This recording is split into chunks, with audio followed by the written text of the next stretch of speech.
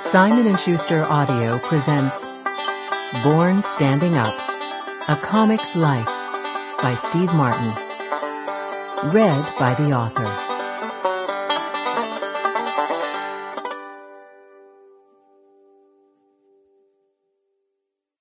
Beforehand.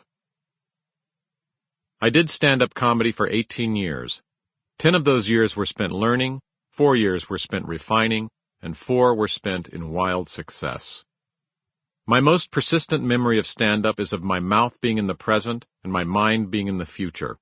The mouth speaking the line, the body delivering the gesture, while the mind looks back, observing, analyzing, judging, worrying, and then deciding when and what to say next. Enjoyment while performing was rare.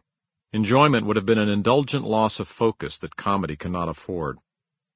After the shows, however, I experienced long hours of elation or misery, depending on how the show went, because doing comedy alone on stage is the ego's last stand.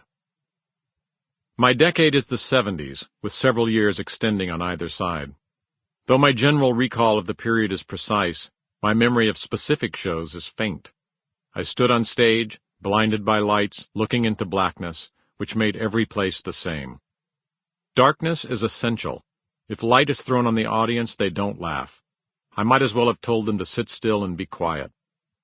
The audience necessarily remained a thing unseen, except for a few front rows, where one sourpuss could send me into panic and desperation.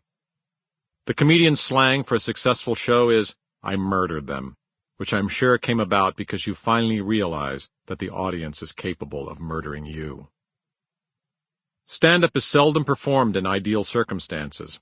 Comedy's enemy is distraction, and rarely do comedians get a pristine performing environment. I worried about the sound system, ambient noise, hecklers, drunks, lighting, sudden clangs, latecomers, and loud talkers, and not to mention the nagging concern, is this funny? Yet the seedier the circumstances, the funnier one can be.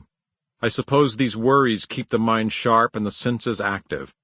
I can remember instantly retiming a punchline to fit around the crash of a dropped glass of wine, or raising my voice to cover a patron's ill-timed sneeze, seemingly microseconds before the interruption happened. I was seeking comic originality, and fame fell on me as a byproduct. The course was more plodding than heroic. I did not strive valiantly against doubters, but took incremental steps studded with a few intuitive leaps.